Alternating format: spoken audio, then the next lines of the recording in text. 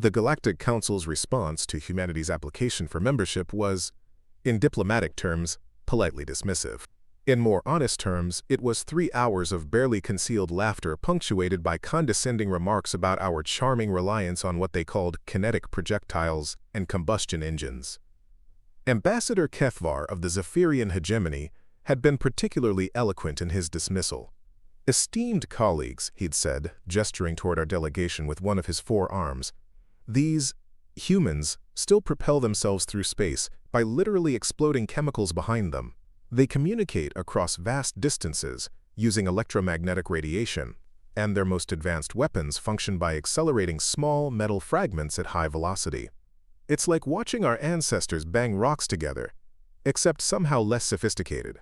The assembled delegates from 43 star systems had found this tremendously amusing. The crystalline architects of Proxima had chimed in harmonious agreement, their bodies resonating with frequencies that translated as gentle mockery. Even the normally stoic Hive Collective had allowed their speaker to emit what could generously be called a chuckle. Dr. Sarah Chen, Earth's lead scientist on the delegation, had maintained her composure throughout the humiliation. I watched her fingers tighten almost imperceptibly on her tablet as delegate after delegate explained why humanity's Stone Age technology made us unsuitable for galactic civilization. The Vorthan representative, a being that looked like living mercury poured into a vaguely humanoid shape, had been especially cutting. "Honored Council, we must consider the safety implications. These humans still rely on fission and fusion reactions for power generation. They haven't even achieved basic matter conversion, let alone quantum field manipulation. Allowing them into civilized space would be like giving stellar coordinates to a species that navigates by throwing rocks and seeing where they land." The Council's decision was unanimous. Humanity would be granted observer status and could reapply for membership once we had evolved beyond our current primitive state. The exact timeline for this evolution was left diplomatically vague, but the subtext was clear: we were looking at centuries, possibly millennia, before we'd be considered worthy of joining galactic society. As we prepared to leave the Council station, a massive structure that existed in a pocket dimension engineered by the architects, Dr. Chen finally spoke to our small human delegation. "Well," she said, her voice carrying the kind of calm that preceded either surrender or revolution, "I suppose we should show them what Stone Age technology can actually accomplish." The journey back to Earth took 3 weeks using our primitive, faster-than-light drive, a system that the galactic civilizations found laughably crude. While they had learned to manipulate space-time directly, folding distances until travel became instantaneous, we were still using what they dismissed as brute force approaches, creating artificial wormholes through controlled gravitational collapse and then riding the resulting distortions. Dr. Chen spent those 3 weeks in her quarters, emerging only for meals and exercise, her mind clearly working on something that had the rest of us both excited and terrified. Sarah Chen was widely considered the most brilliant physicist of her generation, the woman who had cracked the unified field equations that made our FTL drive possible. If she was planning something, it was going to be extraordinary. Earth's response to the Council's rejection was surprisingly muted. There were no angry speeches from world leaders, no inflammatory editorials about galactic prejudice. Instead, there was a quiet mobilization of resources toward something called Project Stonehammer, a research initiative that Dr. Chen had apparently been developing in secret for months. The project's headquarters was established in the Atacama Desert, where the combination of isolation and clear skies provided optimal conditions for whatever Dr. Chen had in mind. The facility that rose from the desert floor over the following months looked deceptively simple, a collection of concrete buildings surrounding what appeared to be an enormous radio telescope, albeit one pointed not at the sky but at a specific region of space, where long-range sensors had detected something interesting. What made the installation unusual wasn't its appearance, but its power source. While galactic civilizations had moved beyond such crude methods centuries ago, Project Stonehammer was powered by the largest fusion reactor ever built by human hands, a massive tokamak that generated energy through the same process that lit the stars. It was, by galactic standards, the kind of primitive approach that proved humanity's technological backwardness. The target of Project Stonehammer was Sagittarius A, not the supermassive black hole at the center of our galaxy.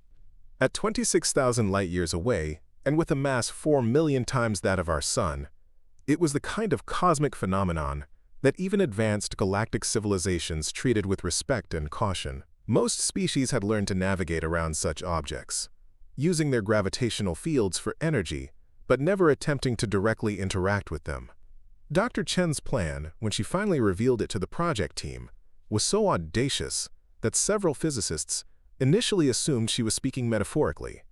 She intended to split Sagittarius A* in half, using nothing more sophisticated than the same principles that had allowed humanity to split atoms a century earlier.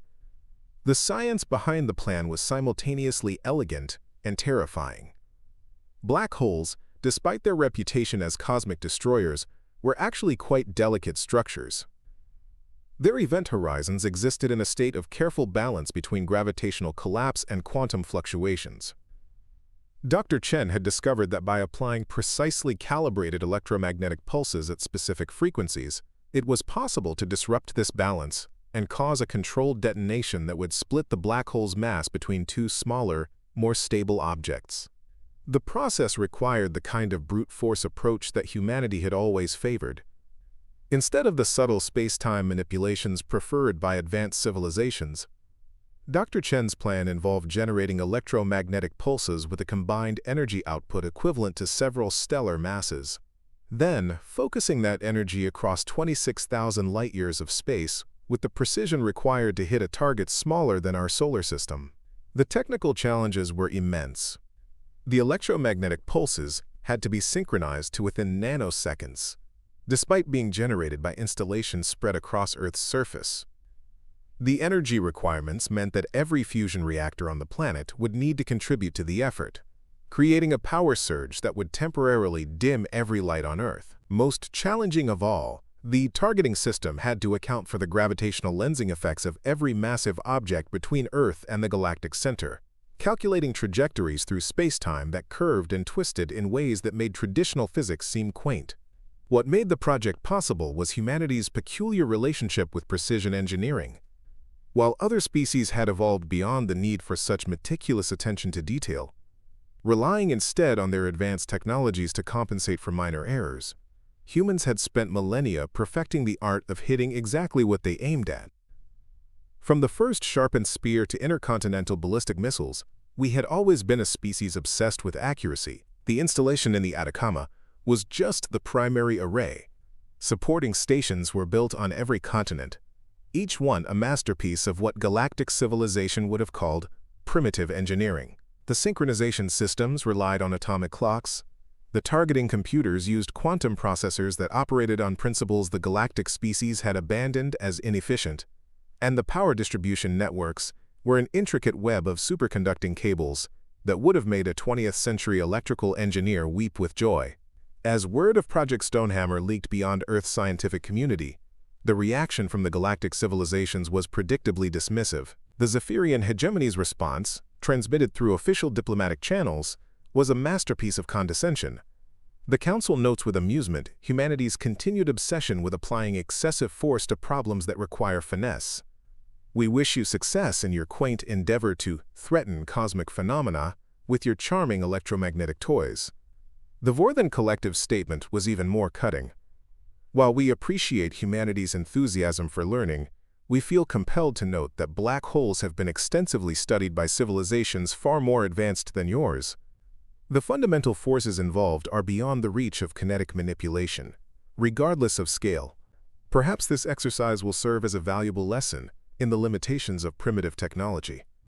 Even the normally diplomatic architects felt compelled to comment, their harmonic message translating roughly to, "The elegant structures of space-time cannot be altered through brute application of energy." Wisdom comes from understanding the universe's subtle patterns, not from attempting to bludgeon them into submission. Dr. Chen's response to these dismissals was to accelerate the project timeline.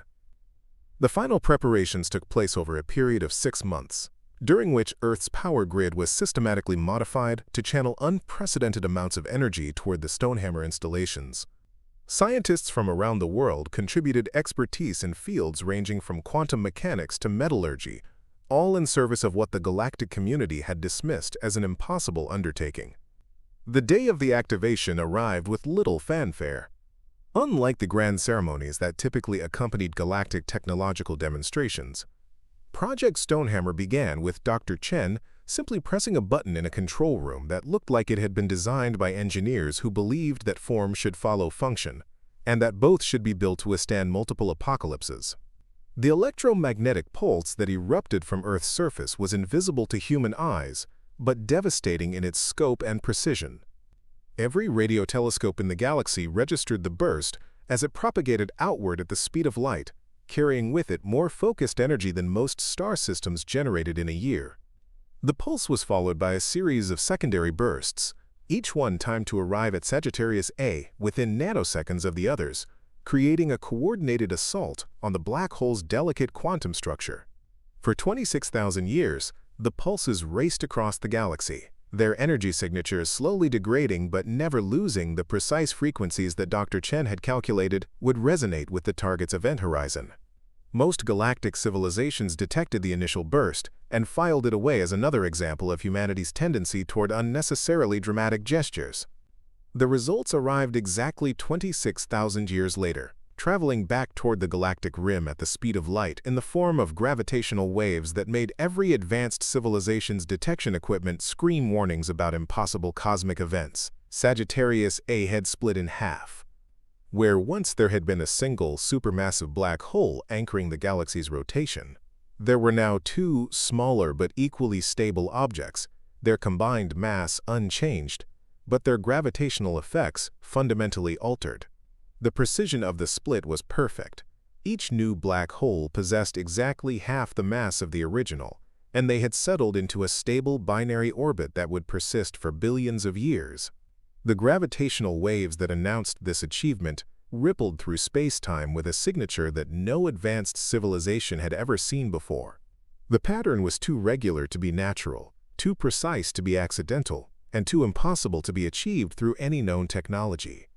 The first response came from the architects, whose entire civilization was built around manipulating cosmic structures through subtle harmonic resonances. Their message, when translated, consisted of a single repeated phrase that their computer systems identified as an expression of profound shock followed by the closest thing their language had to a question mark.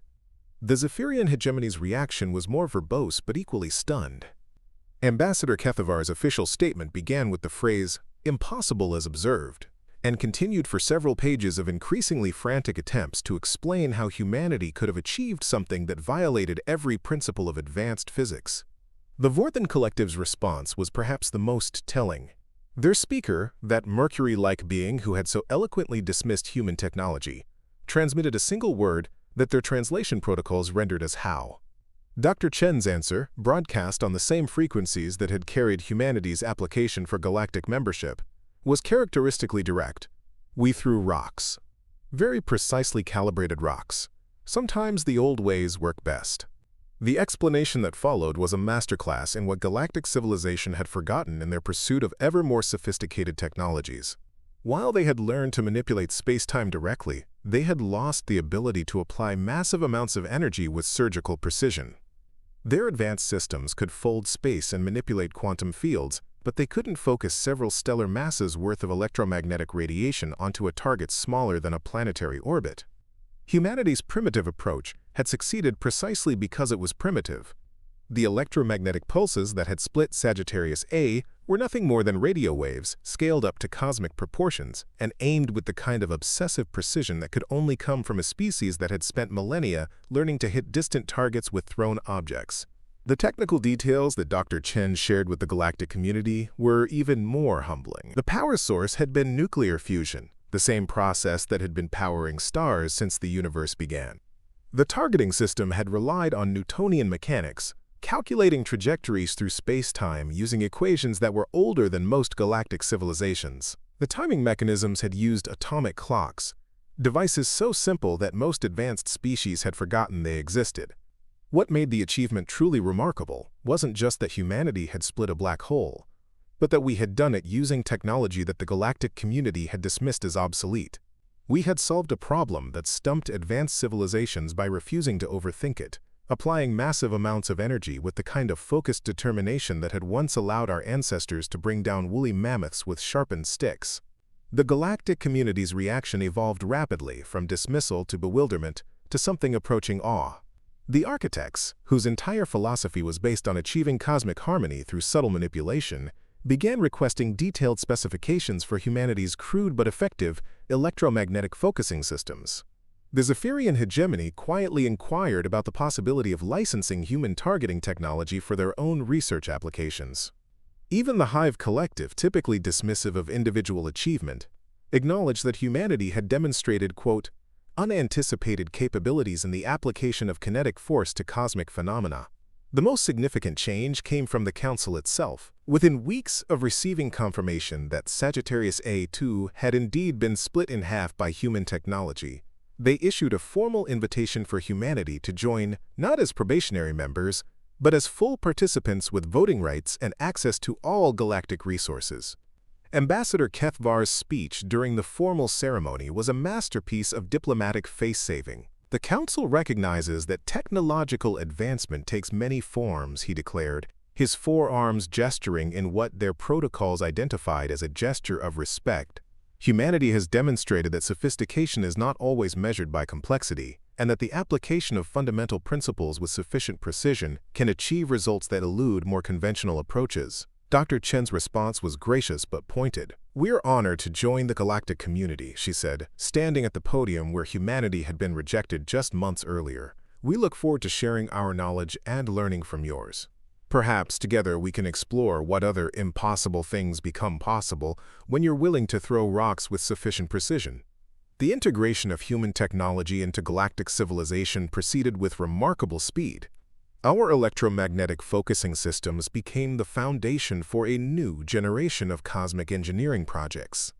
Our targeting algorithms were incorporated into space-time manipulation technologies, improving their precision by orders of magnitude. Most importantly, our willingness to apply massive amounts of energy to problems that others tried to solve through finesse opened up entirely new approaches to challenges that had stymied galactic civilization for millennia. The project that best exemplified this new collaborative approach was the construction of an artificial galaxy, a massive structure built from repositioned star systems and sustained by technologies that combined human brute force engineering with galactic sophistication. The project required both the subtle space-time manipulations that advanced civilizations had mastered and the precise application of enormous energies that humanity specialized in. The artificial galaxy became a symbol of what could be achieved when different approaches to technology worked together rather than viewing each other as primitive or overly complex. It was a testament to the idea that sometimes the best solution to a cosmic problem was indeed to throw rocks at it, provided you threw them with sufficient precision and enough force to crack reality itself. Looking back on humanity's entry into galactic civilization, what stands out most clearly is how wrong everyone had been about the relationship between technological advancement and effectiveness. The galactic species had assumed that more sophisticated meant more capable, that the ability to manipulate space-time directly was inherently superior to the crude application of electromagnetic force. They had forgotten that sometimes the most elegant solution is also the most direct one, and that there's something to be said for a species stubborn enough to split a black hole in half just to prove a point about the effectiveness of Stone Age technology. Dr. Chen's final report on Project Stonehammer included an observation that became something of a motto for human galactic technological cooperation. Advanced civilizations spend so much time learning how to do impossible things that they forget how to do simple things impossibly well. Sometimes you don't need to reinvent physics. Sometimes you just need to remind physics who's in charge. The black hole we split remained a monument to that philosophy. Two perfectly balanced objects orbiting each other in a dance that would continue long after humanity. And all the galactic civilizations had returned to cosmic dust. It was a reminder that the universe might be vast and ancient and filled with forces beyond comprehension. But it still had to obey the same basic rules that allowed a clever ape to bring down a mammoth with nothing but a sharp stick and excellent aim. In the end, that's what humanity brought to galactic civilization, not just our technology, but our attitude toward it. We were the species crazy enough to look at a black hole and think, I bet we could break that, and then stubborn enough to actually do it. In a galaxy full of beings who had learned to work with cosmic forces, We were the ones who remembered that sometimes you need to work against them, applying exactly the right amount of force in exactly the right place, until even the universe itself has no choice but to bend. The mocking had stopped, but the rocks kept flying, because that's what we did. We threw rocks at problems until they broke, and then we threw rocks at the pieces until they broke too. It wasn't sophisticated, it wasn't elegant, and it definitely wasn't what any advanced civilization would call proper cosmic engineering. But it worked. And in the end, that was all that mattered. The first sign that splitting Sagittarius A top had done more than just prove humanity's technological prowess came 6 months after our admission to the Galactic Council, when deep space monitoring stations began detecting something unprecedented: coherent signals emerging from the binary black hole's accretion disks. Dr. Chen was in the middle of a presentation to the Zephyrian Advanced Physics Institute when the alert came through. She paused mid-sentence, reading the message that had appeared on her personal communicator, and then looked up at the assembled alien scientists with an expression that was equal parts excitement and concern. "Ladies, gentlemen, and crystalline entities," she said, addressing the mixed audience, "it appears that our little rock-throwing exercise has had some unexpected side effects. The signals weren't random cosmic noise, or the typical electromagnetic emissions that black holes produced when consuming matter. These were structured, mathematical patterns that repeated in sequences too complex to be natural phenomena, but too alien to be immediately understood by any known intelligence." The architects were the first to recognize what they were seeing. Their harmonic analysis of the signals revealed patterns that matched theoretical models for information storage within space-time itself. Somehow, the precise way that Sagittarius A had been split had unlocked data that had been compressed into the quantum structure of the event horizon, information that had been accumulating for millions of years. The Vorthan Collective's initial analysis was characteristically blunt.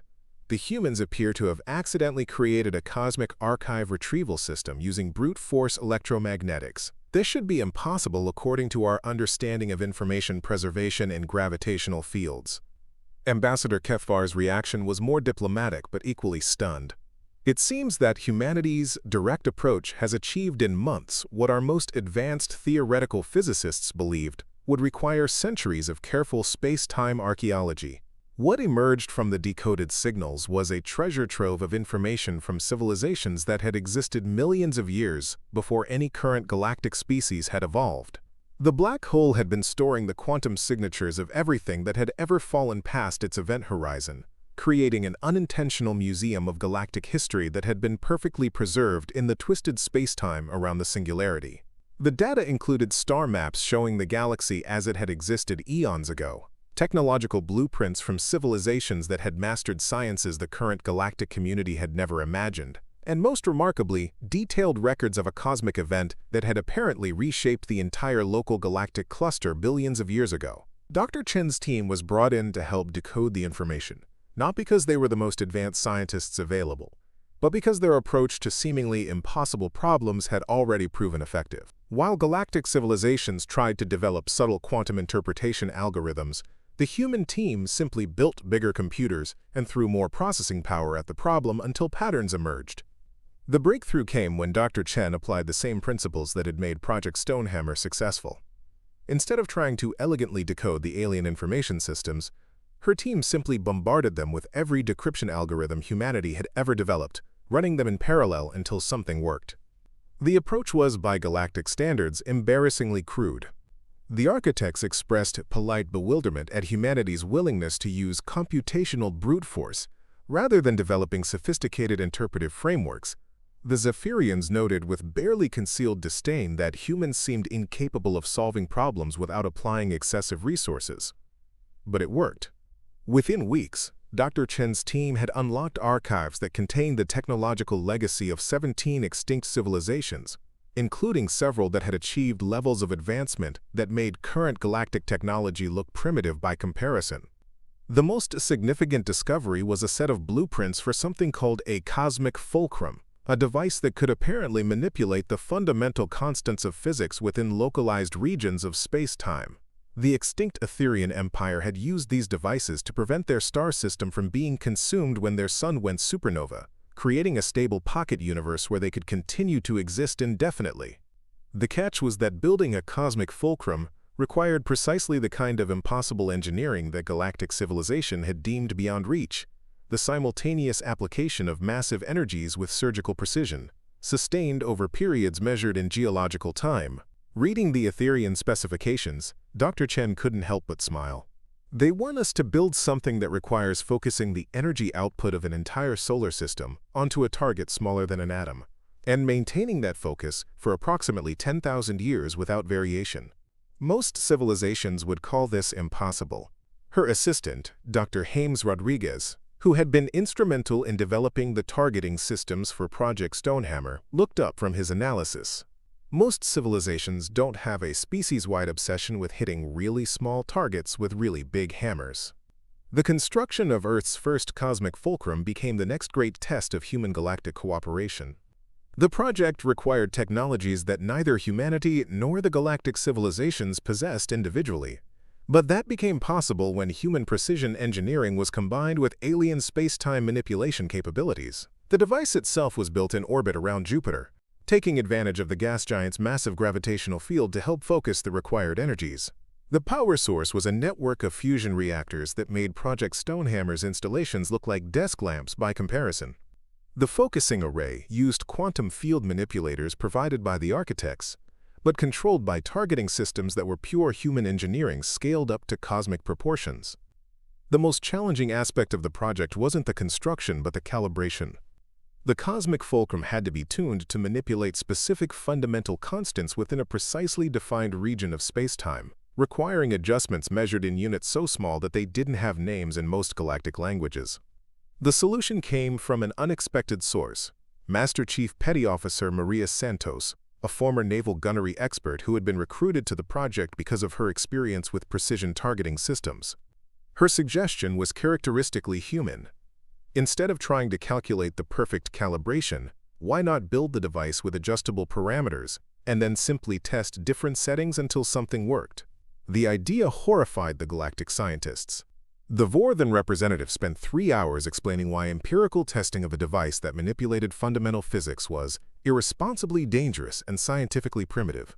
The architects composed a harmonic dissertation on the elegance of theoretical perfection versus the crudeness of experimental iteration. Dr. Chen's response was to authorize Santos to begin testing. The first activation of the cosmic fulcrum created a region of space where the strong nuclear force was increased by approximately 0.001%, causing nearby hydrogen atoms to undergo fusion at room temperature. The second test decreased the speed of light within a cubic meter of vacuum, creating a zone where photons moved at roughly the speed of sound. By the 15th test, Santos had successfully created a stable pocket of space-time, where the laws of physics were flexible enough to allow technologies that were impossible under normal conditions. The region became humanity's first dedicated research laboratory for what Dr. Chen termed impossible engineering. The applications were immediate and revolutionary: spacecraft that could exceed light speed without requiring exotic matter. Energy systems that operated by convincing local physics that conservation of energy was more of a guideline than a rule. Most importantly, communication systems that could transmit information instantaneously across galactic distances by briefly convincing space-time that simultaneity was possible. The galactic community's response to these developments was a mixture of awe, bewilderment, and something approaching existential crisis. Species that had spent millennia developing elegant solutions to cosmic engineering problems were watching humans achieve the same results by essentially bullying the universe into compliance. The Zephyrian hegemony's chief scientist, Dr. Valtara, summed up the galactic perspective during a joint research conference. "We spend centuries learning to work within the constraints of physics. Humans spend months learning to ignore those constraints entirely. I'm not sure which approach is more terrifying." The real test of humanity's new position in galactic civilization came when long-range sensors detected something that sent every advanced species into emergency session. A Devour-class entity, one of the universe's oldest and most destructive phenomena, was approaching the galactic core. Devour-class entities were essentially living disasters, cosmic parasites that fed on the fundamental forces holding matter together. They moved between galaxies, consuming everything in their path by unmaking the atomic bonds that allowed stars, planets, and civilizations to exist. No known technology could stop them, and the standard galactic response was simply to evacuate any threatened regions and wait for the entity to move on. This particular entity was massive, even by Devour-class standards, with a consumption radius that would encompass roughly a quarter of the galaxy. Its projected path would destroy dozens of core systems, including several homeworlds of Council species. The emergency session of the Galactic Council was a masterclass in advanced civilization panic. The architects proposed accelerating their evacuation technology to relocate threatened populations. The Zephyrians suggested attempting to redirect the entity's path using coordinated gravitational manipulation. The Vorthan Collective recommended simply abandoning the threatened region entirely and rebuilding civilization elsewhere. Dr. Chen listened to 3 hours of increasingly desperate proposals before finally requesting permission to address the council. When she stood at the podium, her first words were, "Has anyone considered just shooting it?" The silence that followed was so complete that the translation systems briefly malfunctioned, unable to process a question that violated so many assumptions about appropriate responses to cosmic threats. Ambassador Kethvar was the first to recover. "Dr. Chen, I believe there may be a translation error. Devour-class entities exist partially outside normal spacetime. They cannot be affected by conventional weapons or energy applications." "Define conventional," Dr. Chen replied. What she proposed was the largest application of human engineering principles ever attempted, a weapon that would focus the energy output of several hundred star systems into a single electromagnetic pulse, aimed with precision that would make Project Stonehammer look like target practice, and delivered with enough force to punch through the entity's exotic matter defenses and hit whatever passed for its vital systems. The project, designated Operation Cosmic Slingshot, required the cooperation of every major galactic civilization and the construction of focusing arrays in 50 star systems. The power requirements meant temporarily redirecting the output of multiple stellar engineering projects, creating energy surges that would be visible from other galaxies. The targeting challenge was even more complex than splitting Sagittarius A-Chak had been. The Devour-class entity existed in multiple dimensions simultaneously, requiring the targeting system to track and predict the movement of something that didn't follow the normal rules of space-time physics. The solution came from combining human precision engineering with galactic exotic physics in ways that neither side could have achieved alone. The targeting computers used quantum processors enhanced with architect harmonic resonance systems. The power-focusing arrays combined human electromagnetic technology with Zephyrian space-time manipulation. The timing mechanisms integrated human atomic clocks with Vorthan temporal stabilization fields. The most important component was purely human, the absolute stubborn refusal to accept that something couldn't be hit if you threw enough energy at it with sufficient precision. The entity was still 3 months away from the galactic core when Operation Cosmic Slingshot fired. The electromagnetic pulse that erupted from 50 star systems simultaneously was so intense that it briefly made the galaxy's spiral arms visible from neighboring galactic clusters. The pulse converged on the entity's predicted position with timing accuracy measured in quantum intervals. The result was visible across half the known universe. The Devour-class entity, which had been approaching the galaxy like an unstoppable force of cosmic destruction, simply stopped.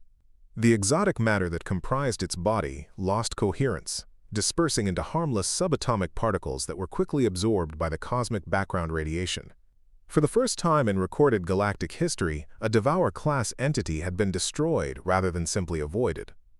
The Galactic Council's emergency session following the entity's destruction was notably different from their previous gatherings. Instead of the polite condescension that had characterized their initial interactions with humanity, there was a new tone of respectful bewilderment. In summary, Dr. Chen told the assembled delegates, "We shot it with a really big gun. Sometimes the old ways really are the best ways." The integration of human philosophy into galactic civilization accelerated rapidly after Operation Cosmic Slingshot. Species that had spent millennia developing increasingly sophisticated approaches to cosmic engineering began incorporating human direct application principles into their own technologies. The architects started building harmonic resonance systems with what they called kinetic reinforcement, essentially backup systems that worked by hitting things really hard if the elegant solutions failed. The Zephyrians developed space-time manipulation technologies with brute force failsafes that could punch through dimensional barriers if subtle approaches proved insufficient.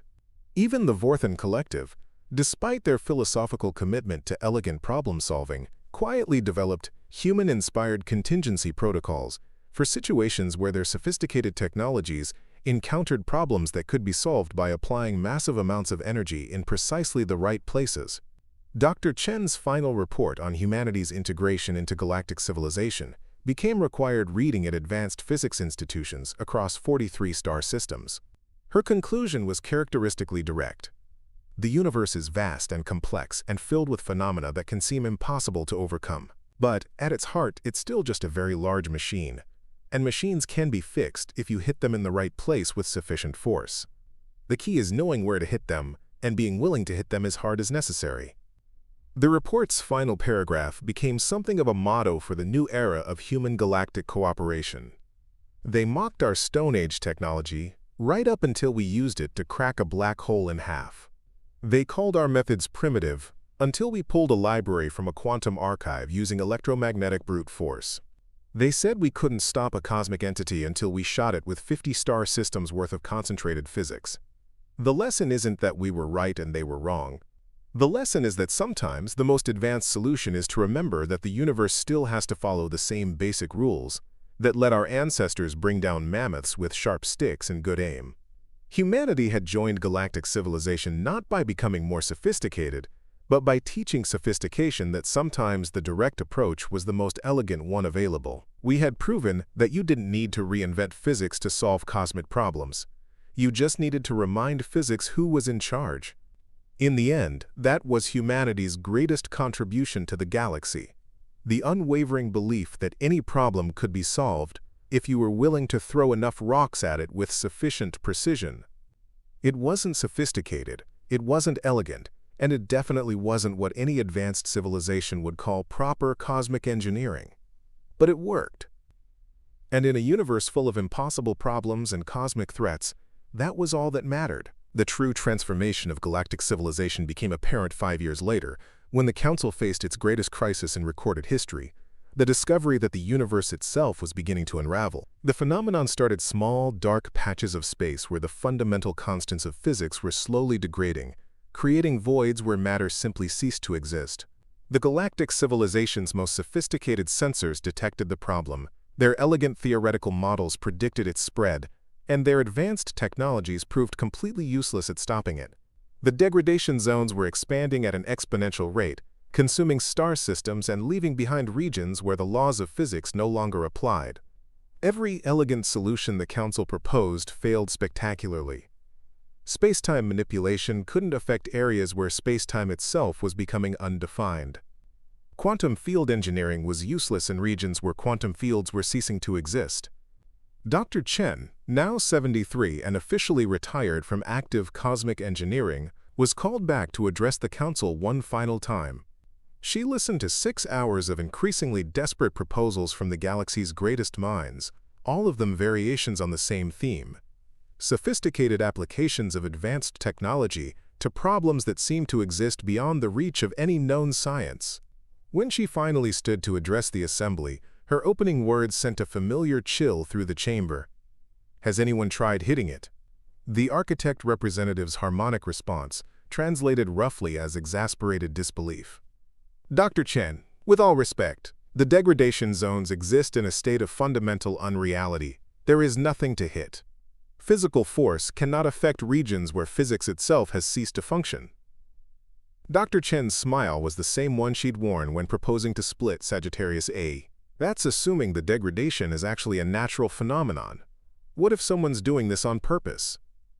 The investigation that followed revealed her suspicion was correct. Deep in the cosmic background radiation, human detection systems uncovered the signature of artificial manipulation hidden within what had appeared to be random universal decay. Something was deliberately unmaking the universe, one carefully targeted region at a time. The source was eventually traced to the Null Architects, a civilization so ancient and advanced that they existed primarily as pure information, manipulating reality through quantum consciousness alone. They had grown tired of the universe's limitations and had decided to unmake it entirely, replacing physical reality with something more suited to their evolved sensibilities. The galactic civilization's attempts to communicate with the null architects failed completely. Beings that existed as quantum consciousness had no interest in negotiating with what they considered primitive matter-based lifeforms. Their response to diplomatic overtures was to accelerate the unmaking process. Dr. Chen's solution was characteristically direct. If they exist as information, we treat them like a computer virus and delete them. The final project of her career was also the largest. Operation Universe Patch, a coordinated strike that would target the null architect's quantum consciousness with precisely calibrated information warfare. Instead of trying to match their sophisticated manipulation of reality, humanity would simply spam them into non-existence. The attack vector was pure human stubbornness, scaled up to cosmic proportions. Every communication system in the galaxy was repurposed to broadcast simultaneously, flooding the quantum consciousness realm with so much random data that the null architect's delicate information structures would collapse under the sheer volume. It was the ultimate expression of humanity's approach to impossible problems. When you can't solve something elegantly, solve it by hitting it with more force than it can possibly withstand. The broadcast lasted exactly 37 seconds. In that time, every computer system, communication array, and data processing device in the galaxy transmitted simultaneously, creating an information cascade that overwhelmed the null architect's quantum consciousness and crashed their reality manipulation systems. The effect was immediate. The degradation zones stopped expanding, their edges stabilizing as the universal constants reasserted themselves. Within hours, the damaged regions began to regenerate as normal physics resumed operation. The null architects, faced with the choice between retreating or being deleted entirely, chose to withdraw to a distant corner of the universe where they could unmake reality without interference from what they now grudgingly acknowledged as surprisingly persistent primitives. In the aftermath, as the galaxy began to rebuild and recover, the Council held its final formal session on the question of human technological philosophy. The vote was unanimous. Humanity's approach to cosmic engineering would be adopted as the galactic standard, with human-style contingency protocols integrated into all major civilizational projects. Dr. Chen's closing address to the Council became legendary across 43 star systems. When we first applied for membership, you called us primitive because we solved problems by throwing rocks at them. You were right. That's exactly what we do. The difference is that we've never forgotten that sometimes rocks work better than anything else. You learned to manipulate space-time, and we learned to hit things really hard. You developed quantum consciousness, and we developed better aim. You transcended physical limitations, and we perfected the art of applying physical force with impossible precision. The universe is vast and strange and full of problems that seem to require elegant solutions, but at its core it's still just a really complicated machine, and sometimes machines need percussive maintenance. The trick is knowing where to hit them, and being willing to hit them hard enough to fix whatever's broken. We didn't join galactic civilization despite our primitive technology. We joined it because someone needed to remember that the most advanced solution isn't always the best one. Sometimes the best solution is the one that actually works, even if it involves throwing rocks at cosmic entities until they stop being a problem. Thank you for letting us teach you that sophistication and effectiveness aren't the same thing, and that there's nothing more elegant than a problem that's been permanently solved by the strategic application of concentrated stubbornness. The standing ovation that followed was the first time in Council history that all 43 member species had simultaneously expressed unanimous approval using their respective cultural gestures of respect. Humanity had not only joined galactic civilization but transformed it, proving that sometimes the most primitive approach was the most advanced one available. We had saved the universe not through elegant physics or sophisticated technology, but by remembering that complex problems often had simple solutions if you were willing to apply them with sufficient force and precision. In the end, that was humanity's greatest gift to the galaxy, the knowledge that no matter how advanced you became, you should never forget how to throw rocks at problems until they broke. It wasn't sophisticated, it wasn't elegant, and it definitely wasn't what any self-respecting cosmic civilization would call proper problem-solving. But it worked. And in a universe full of impossible problems and cosmic threats, working was all that mattered. The mocking had long since stopped, but the rocks kept flying, because that's what humans did. We threw rocks at problems until they were solved, and then we threw rocks at the next problem And we kept throwing rocks until the universe itself learned to step aside when it saw us winding up for another shot. They had called it Stone Age technology, and they were absolutely right. You Nefox. It was just Stone Age technology that could crack reality in half when properly applied. The end.